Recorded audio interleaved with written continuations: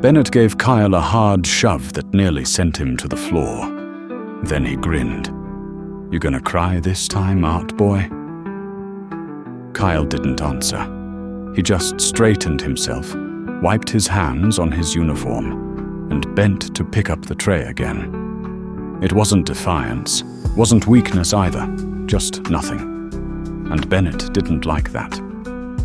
He shoved him again, harder. This time, Kyle hit the wall, this time with a grunt. The mess hall quieted. Dylan exhaled through his nose, pushed off the wall, and stalked forward. He didn't run. Didn't raise his voice. He didn't need to. Half these guys were just waiting to see who could go further without getting caught.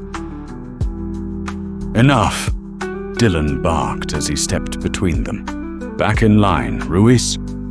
Bennett held his hands up, smirking.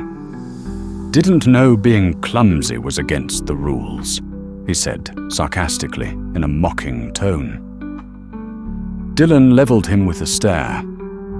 "Next time you accidentally lay your hands on someone, I will write you up for assault."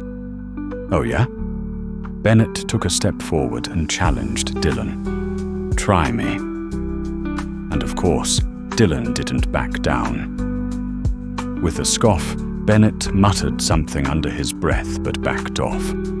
Before leaving, Bennett shot a hostile glance at Kyle, seemingly unwilling to let him off the hook just like that. Kyle could feel his eyes. While Bennett walked away, Kyle stood there, jaw clenched, eyes on the floor. Dylan noticed the red mark on his shoulder where he'd hit the wall. "Why aren't you reporting this?" Dylan asked, mostly out of routine. Kyle looked up. "Because it doesn't matter." His voice was quiet, controlled. "Sure it does," Dylan said. Not because he believed it, but because it was protocol. "You let them keep going, they will. I don't get paid enough to handle too much trouble, you know?"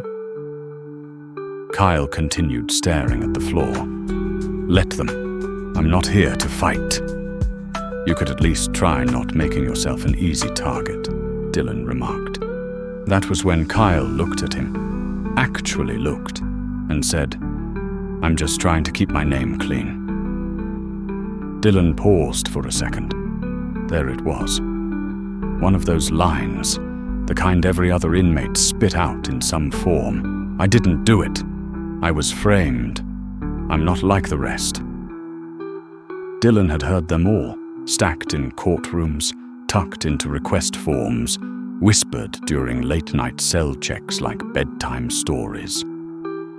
"Right," Dylan said flatly. "Sure, I bet you're just here for a vacation." He hit Kyle with sarcasm, then turned and walked off without another word.